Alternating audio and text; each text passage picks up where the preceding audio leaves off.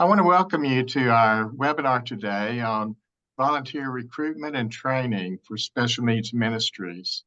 My name is Tom Jones. I'm with the Faith Inclusion Network, and we help provide resources that help churches and other faith communities include people with disabilities. Our website is faithinclusion.org. We have a lot of resources on our website that can be a benefit to people in the disability and faith field. Today, we're very, very happy to have Amanda Vaughn with us today. The recruiting and training volunteers is really kind of a hot topic and a special one that all of us deal with when in our special needs ministries. Amanda is the special needs coordinator for his workmanship at Denton Bible Church. She's also a mother of 3 wonderful now adult children and blessed with an amazing daughter and son-in-law and 3 precious granddaughters. God introduced disability to Amanda through her daughter Brianna over 27 years ago. She had Rett syndrome until God took her home to be with him in 2016. Through her need for a helper in church when she was 2, Amanda was then introduced to the just budding special needs ministry at her church. She volunteered overseeing this ministry as it grew for 16 years and has been on staff as coordinator for the last 8 years. Amanda has grown and gained the experience she now has in many ways alongside of this ministry. And she's been so blessed by her church leadership, staff, and co-laborers who God has brought into her life through being a part of such a valuable, necessary ministry. And I want to share with you, too, that I had the privilege of interviewing Amanda for a grant project for the Disability Ministry Network. And I was so impressed with the many different ways she has handled the special needs ministry at Denton Bible Church, and the many ways she reaches out to families and tries to include them in the congregational life of Denton Bible Church. So I'm very happy to present to you Amanda Vaughn. Thank you, Tom. I appreciate that. And thank you to everyone that I can't see across the screen. I hope that I am able to at least touch on some topics here that will give you a broad perspective of how to recruit volunteers. This isn't everybody's way. This is the way we do it, and what I've actually learned in the process of being on staff and being with this ministry. So you'll see here on the screen, we have Welcome to the Disability World. This is something that I've used for training our security team and all of that. And we kind of work from a broad view to a narrow view. So awareness to understanding, I believe that until you have awareness, it's hard for us to move people to understanding those with special needs or a disability. And then we want them to experience and have hands-on experience with the individuals that we work with so that they can relate to them. They can get to know them as people before they start trying to meet their needs and their disability. And then we like those folks to then start thinking to planning and doing that outside of the box. I believe sometimes our individuals can get trapped in a box. I think sometimes the thinking that we do is boxes them in, and we want to encourage people to get outside of that box. And a lot of times if we go through this process with different groups, then they come alongside of us really, and they start thinking outside the box, and they help us to help our individuals kind of develop that community at church that way. So I'm just going to take you through. This is going to have probably way more information on it that you normally would have in a presentation, but I know that you're all going to have it in a Google Drive link later. So I wanted to put as much here as possible so that you could just reuse it or go back to it and reference it. So I'm going to start with recruitment, where to start. And you're going to notice that this is backwards. It's not who, what, when, where, and how. I've flipped it. And the reason I do that is because I believe that a lot of times we go, who do we recruit? How do we find volunteers? We go straight to that target. And really, as a church body, you want everyone embracing this. You want people talking about it. So I started with the how and I end with the who. And because I believe it's more than just the individuals that you take on your team, there's a lot of who's that you want to kind of work with and partner with. And so let's start with the how. So the how is creating church-wide awareness and interest. That's going to be one of your first things that I think that's going to be important for you to do. You're going to want to develop relationships and establish partnerships. So that's going to be, and we'll look at who that's with later. And then highlight the needs and the abilities of the families of special needs. So in that how, you're creating, developing, and highlighting. So you want people to be aware of your ministry. If they don't know who you're asking them to serve, or what what their needs are, it's going to be really hard for them to sign up for that. So the when and how, or the when and where, that you do this creating, developing, and highlighting is in-person meetings. You're going to want to, and we'll talk about the what part of it. You're going to be sharing some things with them in those in-person meetings. And a lot of times this is going to be your leadership that you're going to have those one-on-one meetings with. Through visibility on Sundays, it's a great opportunity to highlight the individuals so that they're a part of the body, that people see them, get comfortable with them, get to know them, see that they're included. So that's going to be like a ministry booth with students and families that are in person. That could be a special needs Sunday. Some churches do that. Take advantage of opportunities to partner with other ministries. If we do, like, our adults and our teens partner with Operation Christmas Child and that team, and they're out gathering shoe boxes and coming alongside of them. And so they get to know them, and other people are watching them serve and be a part. So that's a great opportunity to have them visible. Video presentations during announcements or in your weekly newsletters. Sometimes you can highlight photos and some things that are going on in your classrooms or with your one-on-one partners. Offer hands-on training to different groups at your church. We've done that with children's ministry. You see the abbreviations here, our student ministry team. We've also done that, offered training with our safety team. And what that does is bring awareness to all of those different ministries within your church. And then it really gets them kind of bought into it, right? A lot of times, one of the things that I start with these trainings with is how many people here know somebody or has a family member with disability or special need. And it's usually quite a few. And so I think in some ways, we're not only speaking to them about the needs of these individuals, but we're connecting with that person who may have had a sibling growing up and going, oh my goodness, this ministry is really reaching out and they're teaching us. And so a lot of times I'll circle back around with those people like, did I answer those things right? Is this correct? Did I kind of line that up with what you know? And so having their input is really great too.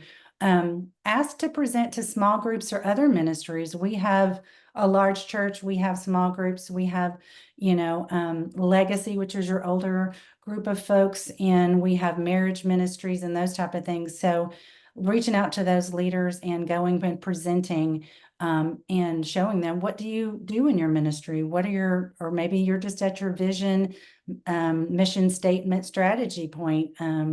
Maybe you're just going to talk about those that you already have in your group that you're starting with. You may just have a handful of students, but share not only the need, but share about these families, help them get to know them a little bit better. You're kind of introducing them as a person first kind of situation.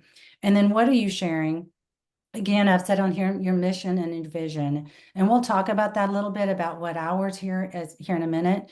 Talk about statistics of the unchurched and isolated families that are out there. A lot of times in those leadership situations, or even in any group, really, they're just not aware of how many folks are out there that don't attend, or if they've been to a church and that church has turned them away.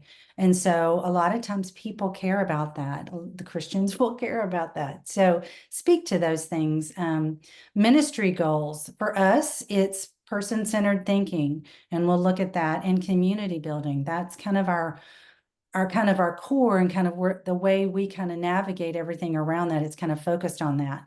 And then practical steps to approach someone with disability or special need, to include them and embrace them. That's very important, because a lot of times I find that people are afraid of what they don't know. And so if you give them all these tools and these specific practical steps, then it kind of gives them permission also to try that out. And I say, you're not going to get it right all the time. But we want us all kind of going down that same direction and trying to reach out to someone. And how do we approach someone, and think about how you would want to be approached. So a lot of times that just kind of takes the fear factor out for a lot of people. And then the who is, I would say you need to start with your church leadership. That's your pastor or pastors and elder or elders. You need to be able to have kind of that support system, and that everyone's working together for the same goal. What is your mission? What is your vision? You want them to know, so they can get behind you and get on board with what you're trying to do. Your church staff, that's going to be your membership coordinator. I work very much with my membership coordinator. So everybody who's going to come through our church and become a member, they interview and talk with her. So she kind of is that front line person who gets to know, like, oh, this person has had experience in a special needs classroom, or this person has had experience as a therapist, or whatever, or just has a heart to serve in special needs ministry. And those are people I would probably never talk to, but then she can say, hey, have you heard about this ministry? I think this would be a great fit for you. And so it's really getting people like that on board to kind of champion your ministry and kind of direct people in that way. Pastoral care is another. Outreach groups. We have outreach groups that go out in the community and try to minister to people and meet new people. And so those are other opportunities for them to kind of tell about your ministry and see, if people want to get involved.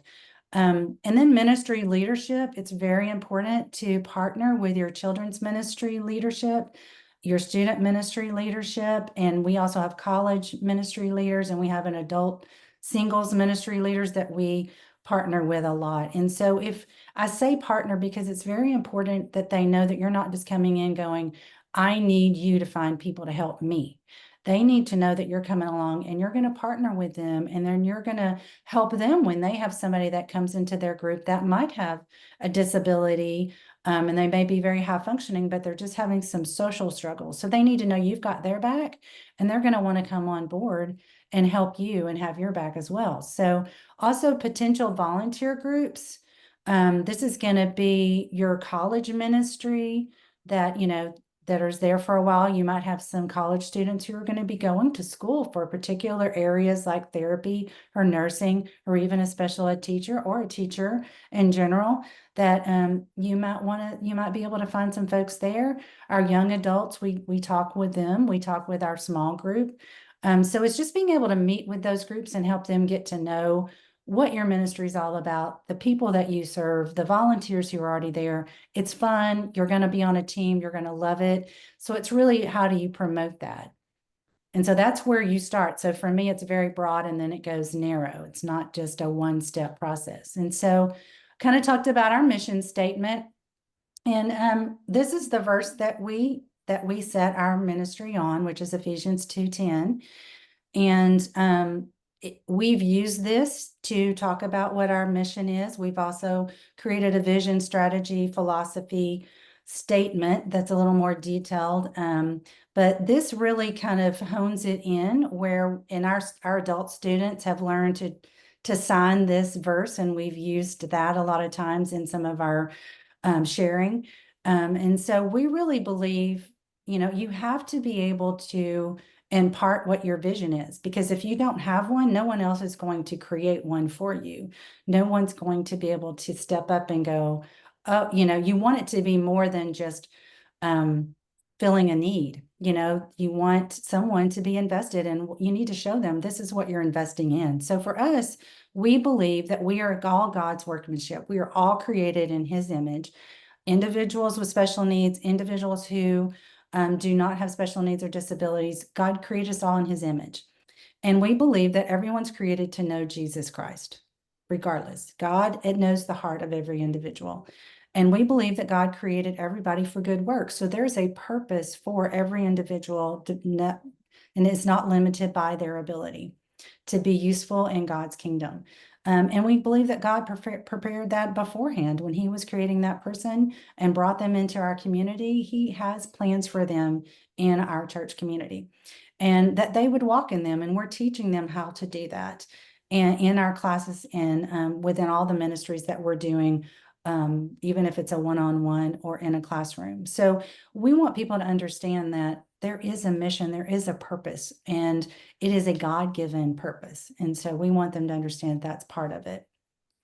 Also, I talked about person-centered thinking, and this kind of breaks it down briefly. There's a lot more details to it, and there's a document in our drive that will tell you a little bit more about that I actually got from going to a training for person-centered thinking. Would highly recommend it. So when we look at an individual with special needs, a lot of times people look at the disability first and they go, what do we need to do for them?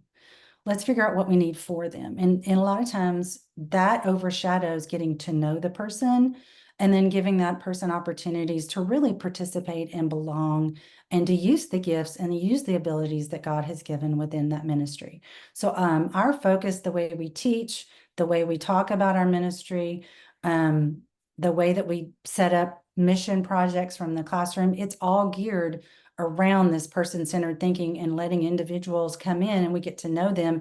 And then what are they capable of doing? Okay, well, let's highlight that and showcase that and let's encourage them in that. So it's to gain a deeper understanding of the person while working toward a good balance. Everybody needs balance. Nobody just wants you to meet all their needs. They need a balance and they need community and they need to be known, right? So that's the person first, what's important to them. So we want to get to know, what does that person really enjoy? What is their, really preferred activities? A lot of times that helps. What are their interests outside of church? What activities are they involved in? Are they in a day program? Are they still in school? What are they doing in school? All of those things. What are they doing at home? So that's important to find out because then we can encourage them. If they're in a day program and they're out in the community and they're serving and doing those things, we can encourage them in that. And then things in life, second would be the person first, what's important to them. That's the things in life that help us be satisfied, content, comfortable, and happy.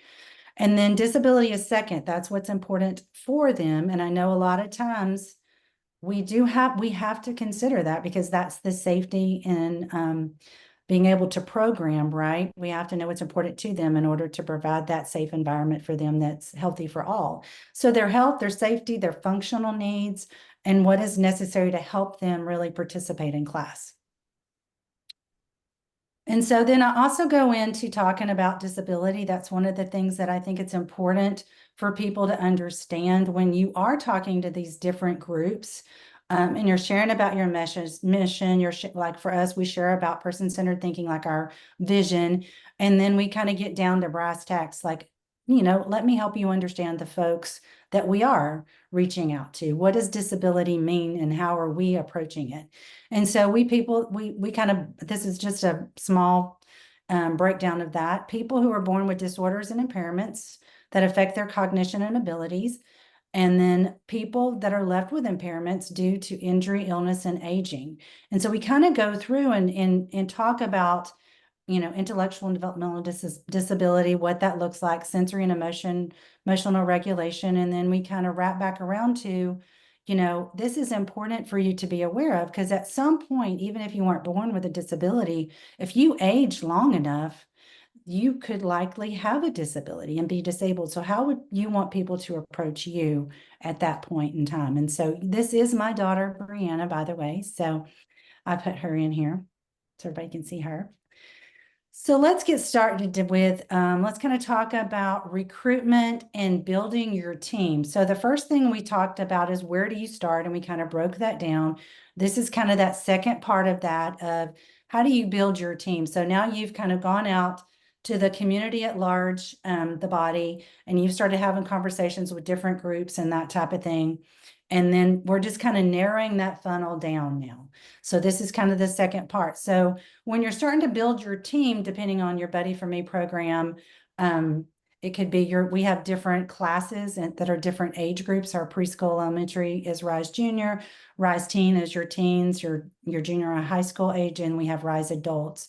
And then we also have inclusion and our Buddy for Me kiddos. So we have some inclusion that is in preschool, elementary. We have some in teens. We have some in a college. We have some in young adults. So you really need to start with assessing the needs and the ages, the needs and the abilities and struggles of the individuals in your program. We really like it broken up into different age groups. It's much more manageable. And we found that when we had our adults and our teens together, there was a lot of conflict just because there's just different age groups and different things that are going on at that particular age. So, do you have somebody who's medically fragile, unmanaged behavior, harmful to themselves and others, anxious with the potential of escalating seizures? Are they deaf? Are they blind? Are they elopers? Do they have a severe allergy?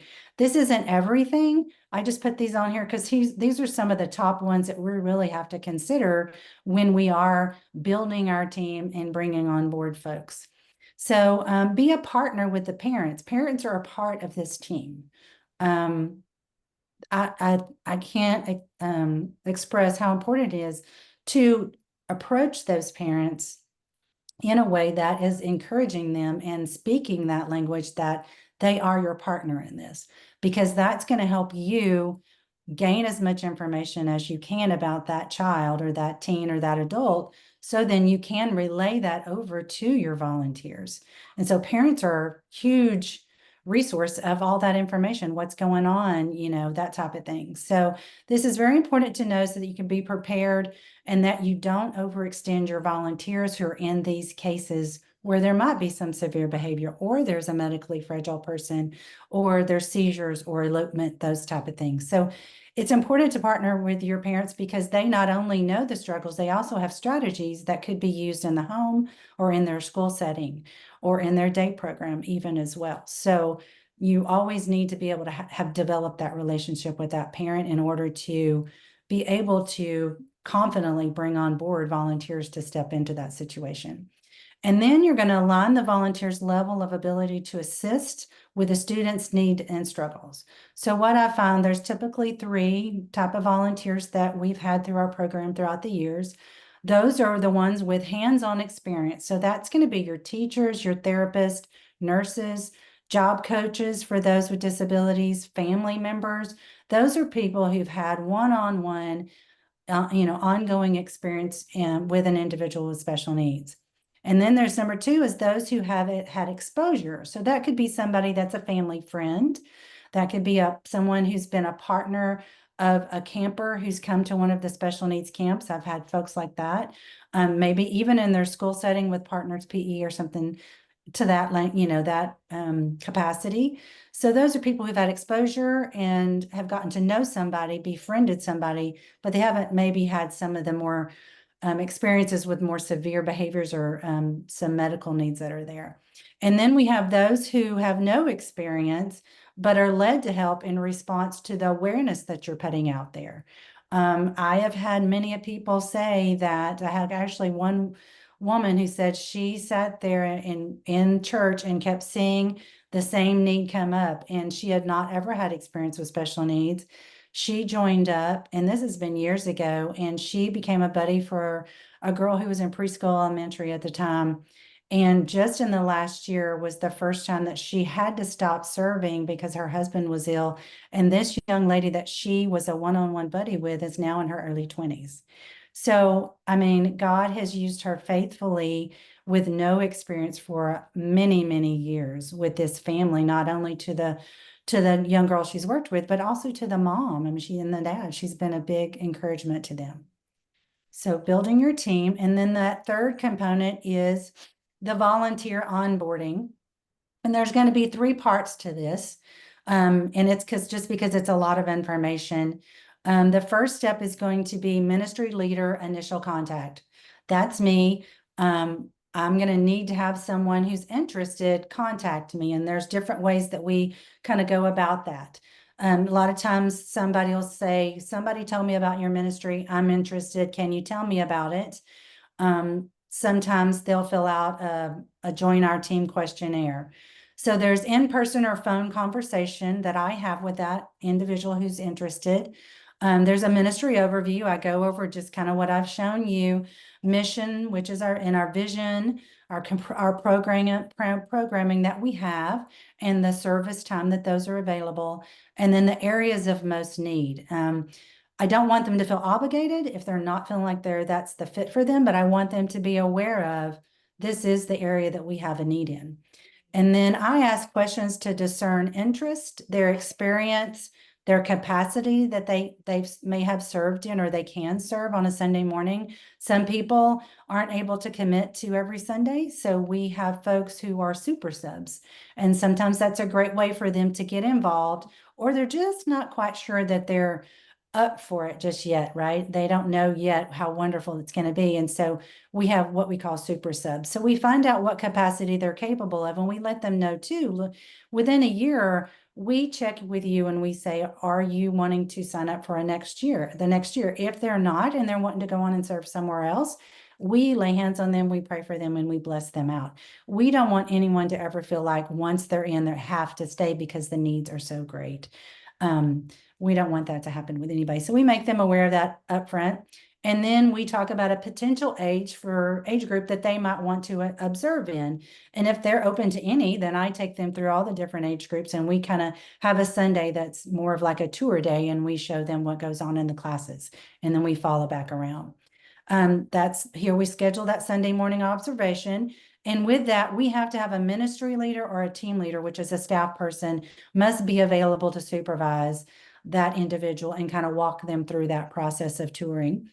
There's an opportunity for both awareness for the volunteer, and then also for that ministry leader or team leader to observe that individual who's interested, for their potential fit. We kind of see if maybe they step right in, maybe they are more comfortable than we expected. We kind of see, it just gives us a time to observe as well, and give them a chance to see how class operates, what students are in there.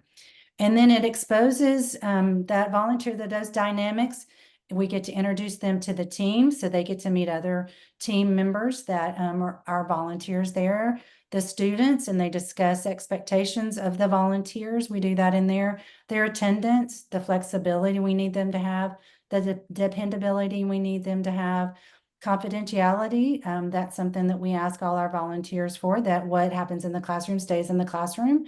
We don't talk about it with our friends outside of church. We want to honor these individuals. The team approach that we have in there, how we all kind of work as a team. We don't, so if someone's out, someone else can step in. And the additional training that we do, that we don't just throw them in, there is additional training. So that's some of the things that we go through in the observation time. And then we get down to kind of the second step, which is the security and screening process. So once this individual has talked to me, I've kind of had an interview with them, they've come to observe, then we walk them through these requirements, which you can see at the top is our volunteer questionnaire, our ministry leader interview. After that questionnaire, we do another volunteer screening, which is your background check, sexual abuse awareness training, and then we have in-class training. So step one is they complete a join our team questionnaire, which you can see that on our website, at his workmanship. You can go to our website and scroll down to click on volunteer and scroll down to join our team, and you can see all the questions that we ask them. And it's linked to admin, this form, and so it goes into what we have as ministry platform. So at that point, I have to go over this questionnaire, and then if I feel like I need to clarify some questions, I'll contact that person again. If not, then I say it's been ministry leader reviewed, and then admin works through the next process, which is the volunteer screening, it's just a background check, plus informing questions. So there's some informing questions on our volunteer screening that could bring up, there might be some concerns if there's been some abuse. Has this person gone through the counseling and done the work to help them get through that? Would they be someone safe to put with, a protected population or with a small child? Or if there's some other things going on, there's just a lot of different questions on there. And I think you and your team would need to discern and decide what those are going to be for your church. But if there is an issue, then they would consult with me, and then we would go maybe through the counseling staff or whatever never shaming them, never doing any of that, but there are some of those questions on there. And then after they've completed that background check and all of their references have been called and approved, then they are sent a link for ministry safe sexual abuse awareness training. This is they do this online, the volunteers, staff, it's in person. Very important. We go through ministry safe. If you do not have that at your church, I highly recommend it. Just because as Christians, we want to believe the best in everyone. And we are the gatekeepers, the ministry leaders, the volunteers are the gatekeepers. And a lot of times we can be fooled by people. And so we want to make sure that we're very much aware in this area. So volunteers, because it's volunteers must have been attending DBC for at least 6 months prior to serving. And so we do that because typically if there's someone who's coming in who wants to volunteer quickly, they're trying to get access to folks quickly. And we want to discourage that. So we have people attend Denton Bible for a minimum of 6 months before they can serve in some of these capacities. And then they go through the screening and the questioning and all of that.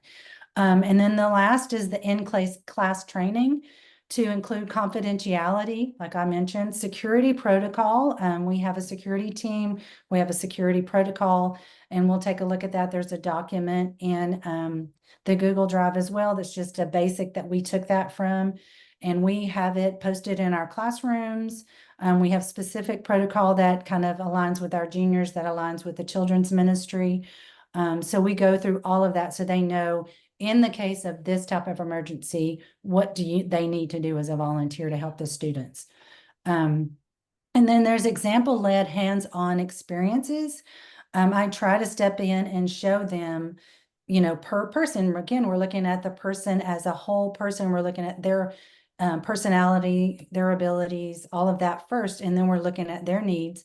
And I'm trying to help that individual, that volunteer, potential volunteer at this point, helping them understand how to help that one individual. What are their interests? What do they like? So I'm going to show them some ways to do that. How do you communicate with them? What are some best practices that's going to help engage them? Those type of things. And then their volunteer expectations, and that you'll see that as well, is volunteer training and information in that Google Drive. And that's everything from, we have a calendar in the classroom and we're like, look, we know you're going to be out of town. Things are going to happen. You're going to get sick, those kind of things. But if you know you're going to be out of town, please help us by putting that on the calendar ahead of time. We ask for up to 3 months ahead of time if you can. And then that way we know to contact subs to fill in on that given Sunday. So just some expectations like that, and when we're going to be out and those kind of things. And then the last component, which I think is very important and kind of part of our community component that it wraps in our volunteers, is the volunteer empowerment. You want to empower your volunteers, and there's lots of ways to do that. Because we want them invested, right? We want them to know that they really matter. I have watched volunteers leave when a class kind of went down in numbers of students because, they felt like they weren't needed. Or they thought, well, I'm not doing what I need to do. So you always want to be encouraging them and helping them be involved as much as possible. So you want to engage them within the community.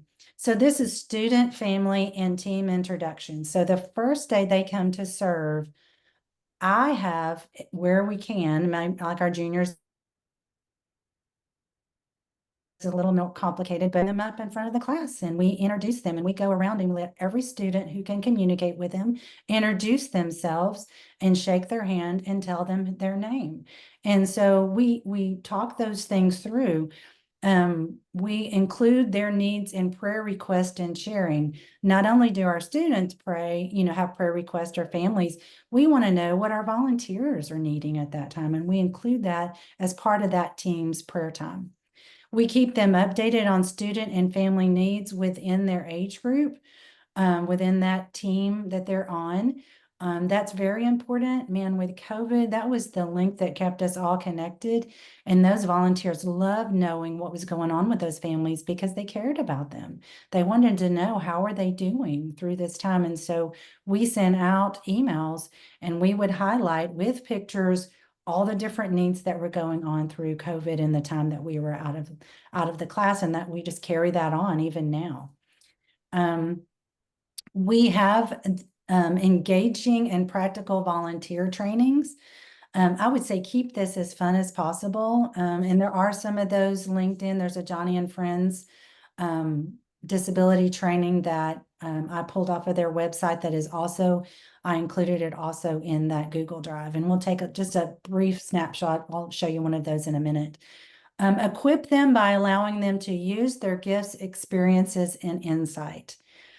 I cannot express to you how important this is. If you're bringing on folks who, even if they don't have the experience, if they're gaining some insight, remember you're working as a team, you're working as a body, God's using all the limbs working here. That goes for within your ministry as well. So many times I have had volunteers come up to me and say, I'm noticing this, or could we do that? Or this is concerning me, or and providing me some input. And I will say, let me think on that. Let our team talk about it. And I try to really hear them and try to implement at least part of that. Sometimes what they're wanting is not realistic for what we're doing, or they're kind of getting way far out here and I have to kind of rein them in a little bit. But do take in what they're saying.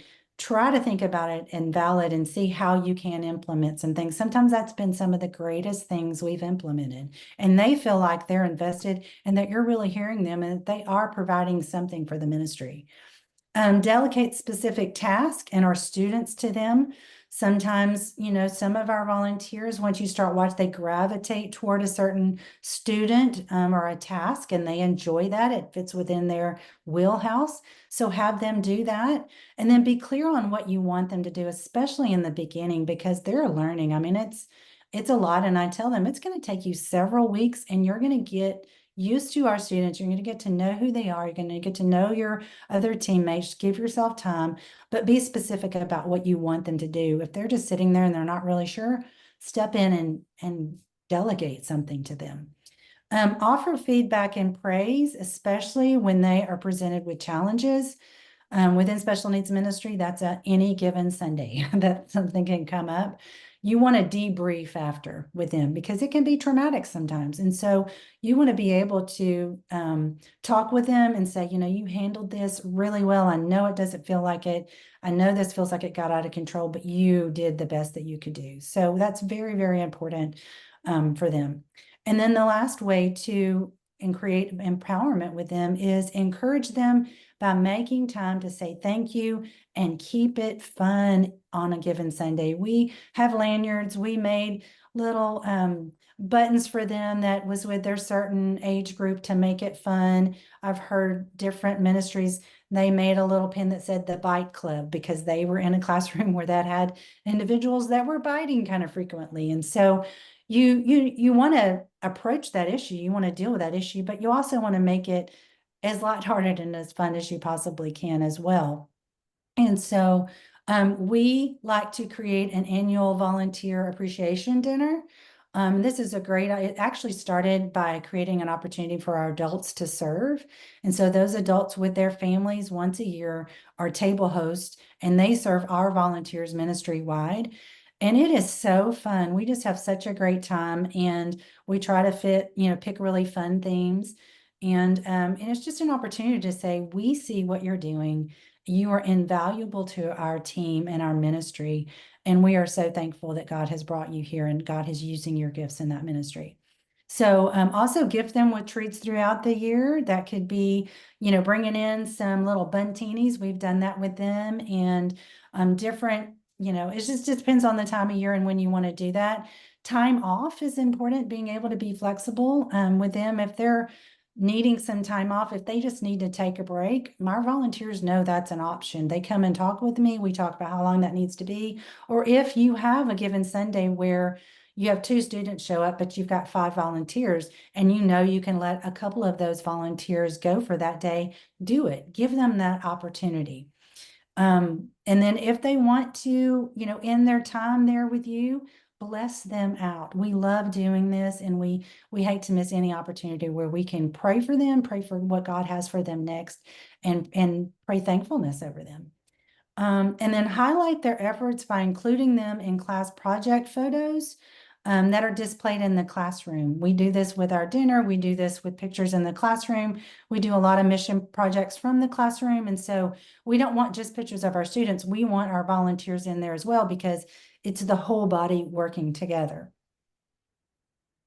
So that's kind of it as far as all of the basic steps. I'm going to show you some things that I would use for recruiting tools that just kind of breaks down a little bit more of disability for people with a little more details. I won't go through all of this. It's here for you to check to look at and resource. When you're looking at somebody who is disabled, here's some different things to look at. And so there are some pictures of some of our folks in there as well. And this isn't everything. This is just some basics that actually pertain to the folks that we have within our ministry. So keep that in mind when you're creating your own. And then this is something that I created for person first language and interactions. It's just a real little bite-sized piece of information you can give to anyone when you're trying to build that awareness, to help them kind of understand where these folks are coming from and how to approach them. So we use person first language and interactions. I would encourage you to check into nonviolent crisis intervention if you haven't already. Our staff and security are the only ones to restrain. Volunteers are to use the de-escalation tools, and this is just some verbiage of that here. There's more training that goes in and that's involved in all that. And we've had staff go to the training and come back and train our volunteers on that. And so it's been a while since I've done that. And so I'm not certified to train this. And so you'd want to be able to have some staff go and do that. But this is just great de-escalation and kind of going through what will you do in a crisis situation where there really is a meltdown. And you want to be able to walk through that with your volunteers. So that's a area that you need to kind of research and figure out for yourselves how you want to handle that. And then this is one of the Johnny and Friends disability stations that I mentioned that has been the highlight. I've used this, like I said, with our different groups, like our children's ministry, student ministry, with our security team. We actually have a program called GAP students who are in between that gap year of high school and college. And we came in and did this with them. It is great awareness because they are experiencing going through this kind of station where they are having to be the person who is disabled. So there's a marshmallow in their mouth. So there's some language barriers. There's some sensory barriers. We do that because there's garlic that we have. They're rocking. People are talking to them. People are saying they don't understand them. There's just a lot happening at one time. And then we switch that in another person. So we've had a lot of great feedback from this, from our all the people that we've done this with training. So the Johnny and Friends disability training, we've done the whole gamut with our volunteers, but this is what we did with just the individual groups that we're bringing awareness. And then there's like a question and answer at the end for that. So that's all I have as far as the presentation. I do want to show you on the Google Drive and explain some of the things I have there. So just bear with me a minute and I'll switch that over.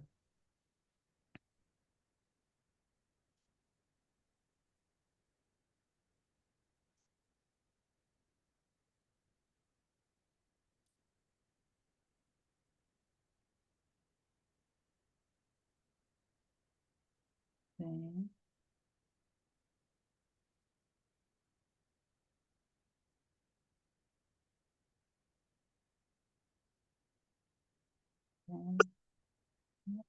Here.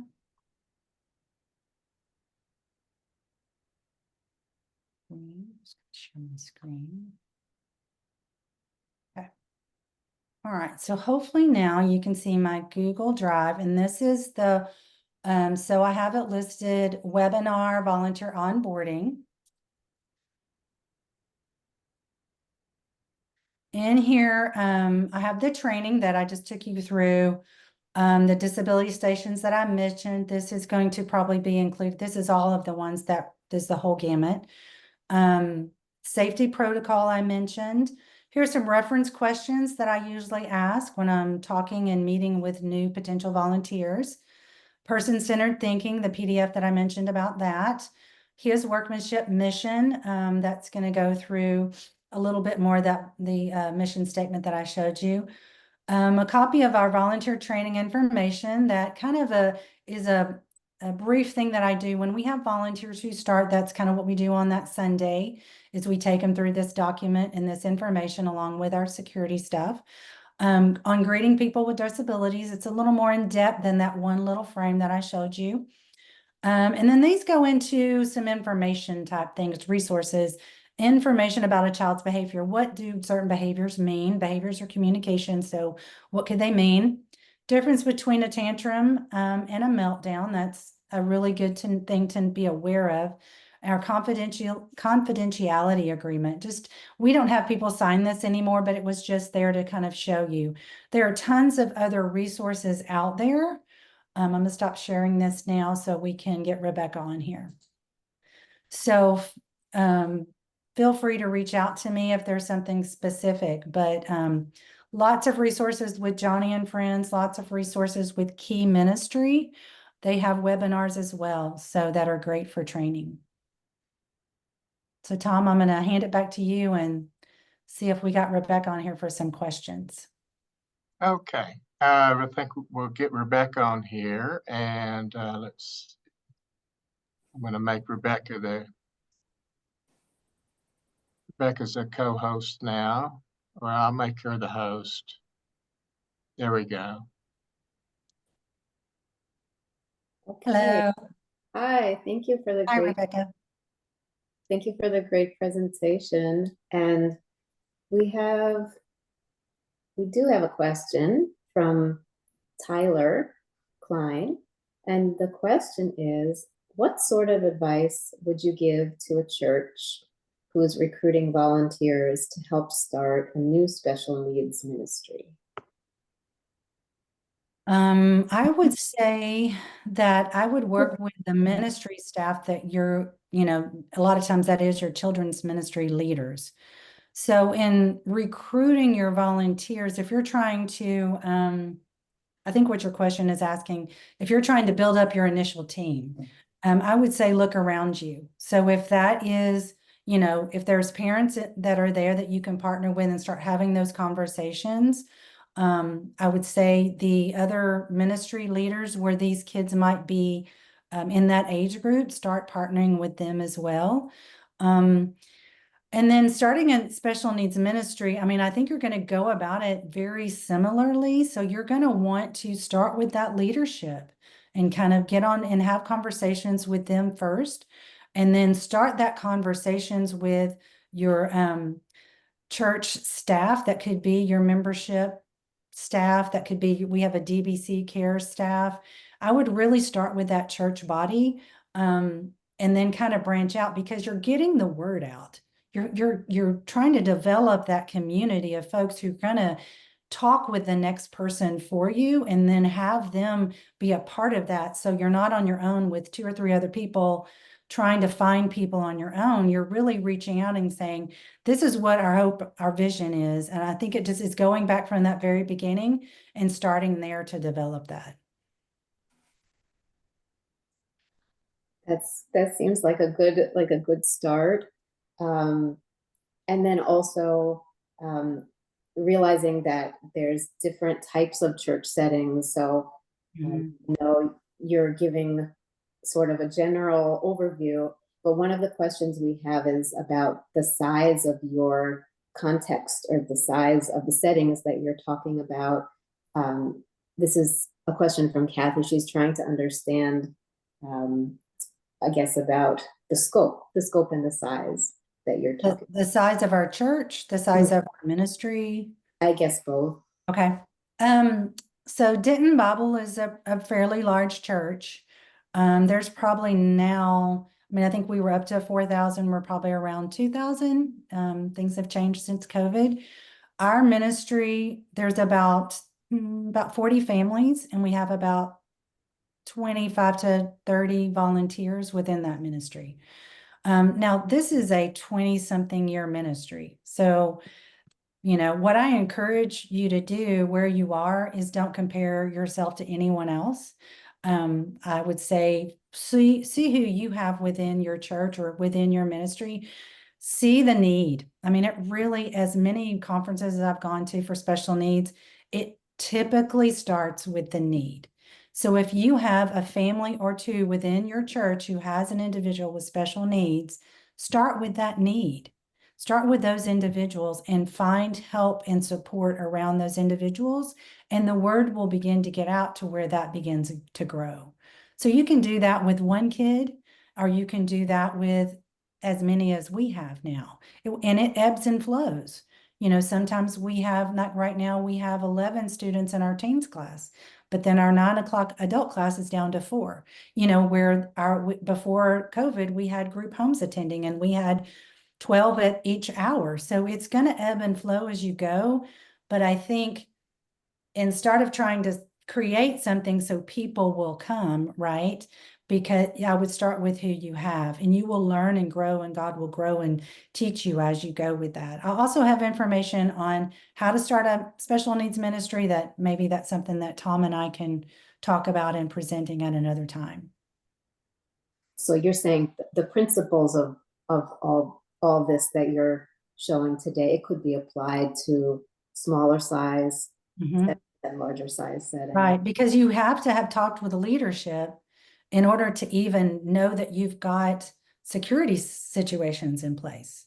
You got to know what those guidelines are, or those bright lines are when you have volunteers working with protected population or children.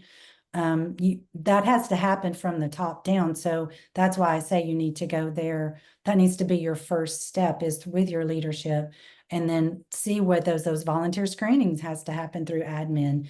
Your, sexual abuse awareness, all that has to happen through admin. Well, if they don't have that, they need to be a part of this conversation, so that begins to happen, so that you can make sure that the volunteers you're bringing in are safe for your population. Right, the safety is very important. And also there's a question from Tom. Do you have a behavior management plan for volunteers for kids who get overstimulated or have disruptive behavior?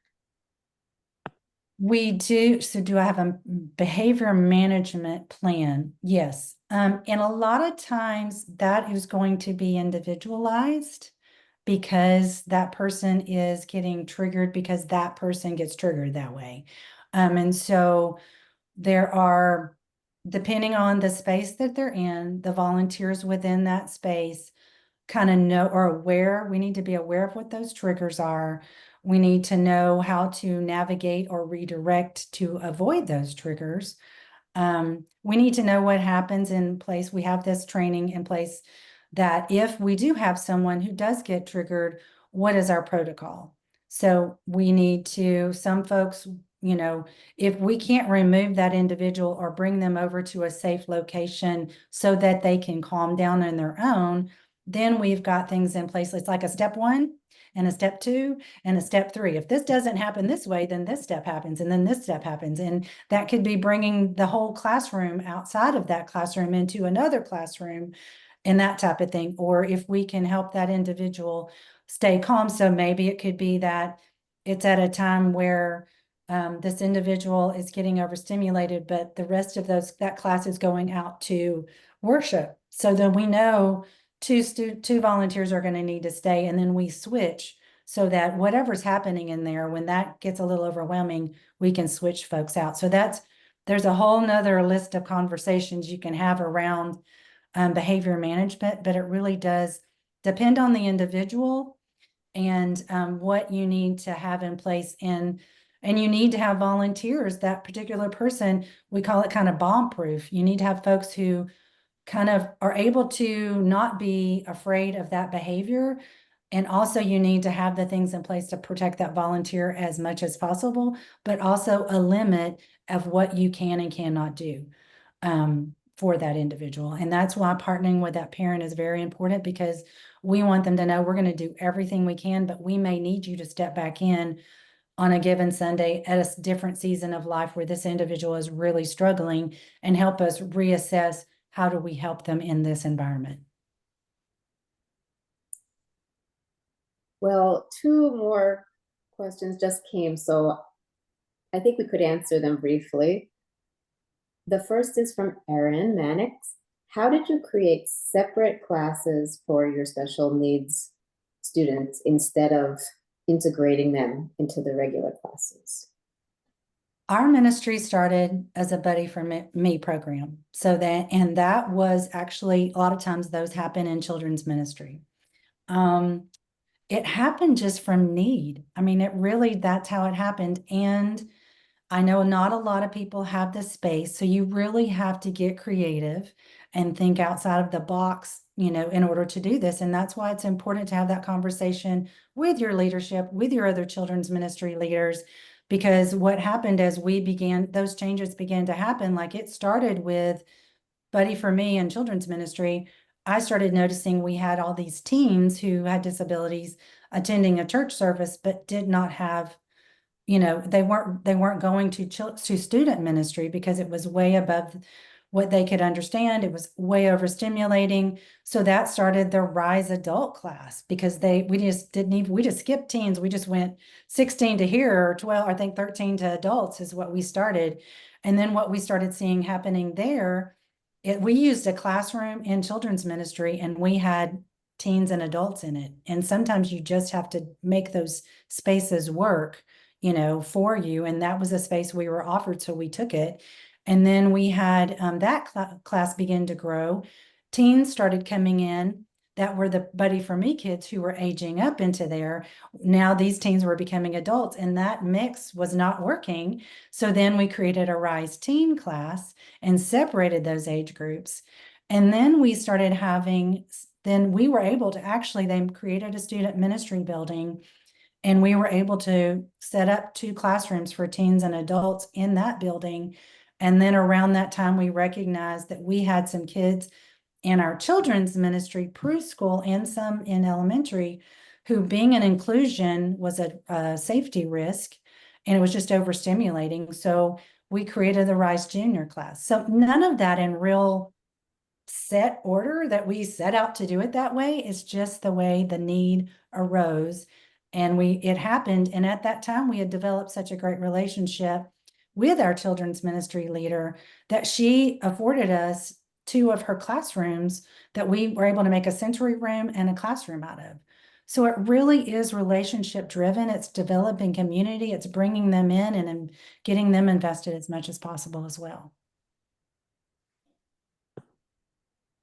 Well, the final question, either we can ask you, or we can also have you maybe share some information later.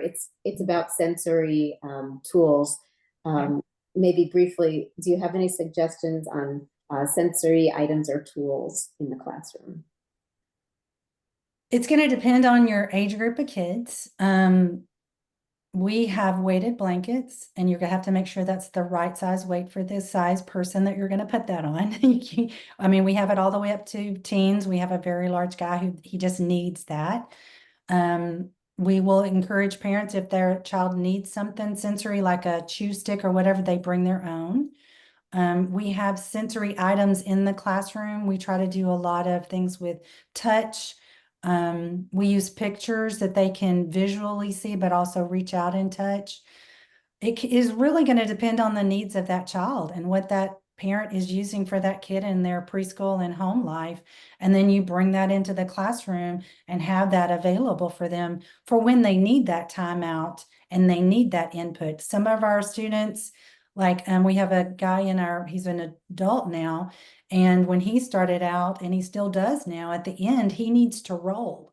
And so we have a blanket for him. He works and he uses a token board, and at the end, he gets to roll because he has worked hard and not done that and maintained where he could be and participate. And at the end of the class, he gets to roll, and he has that sensory blanket and he rolls. So you just have to figure out who needs what when, and when you can bring it in, and when it's a distraction, and when it can be a real good support tool for that individual. So that's going to depend on age, depend on that individual's needs. There are lots of different options, but I would say look at the need of the child or the teen or the adult and talk with that parent about what helps them in other settings. And that way you don't have to go and figure that out, reinvent the wheel on that. Great. Thank you for answering all the questions. And I'll hand it back to Tom to wrap up the session. Thank you so much, Amanda. Sure. Thank you, Rebecca. Thank you, Amanda. And that was so informative. And you've been through all kinds of different stages in the special needs ministry that you've been involved in, and great ideas and really, really great insights on how to do this. And so definitely we'll talk some more about following up with some other topics that you can kind of help us with. I want to thank everybody for attending, and this was recorded, and you will receive the recording and the Google Drive with all of the documents that Amanda shared with us. So look forward to that in the upcoming week or so when we get the video edited. So thank you again, Amanda, and I loved it. just really, really good stuff. And we appreciate you sharing your experience and tools that you've used and your insights with us. So I think we all walked away, having gained something, and a lot of things for most of us from your presentation. So it's a step-by-step process, so just take it one step at a time. Okay. Very, very wise, because it can be overwhelming sometimes. So, okay, well, this will end our webinar today. Again, I want to thank you for attending, and look forward. We'll send you updates on when our next one will be. And one thing Finn wants to do is to provide that training for church leaders and disability ministry leaders, so that you're not alone. There are others out here doing the work and are willing to share their experience with you. So stay tuned to your emails, and we'll update you on the next one. Thank you.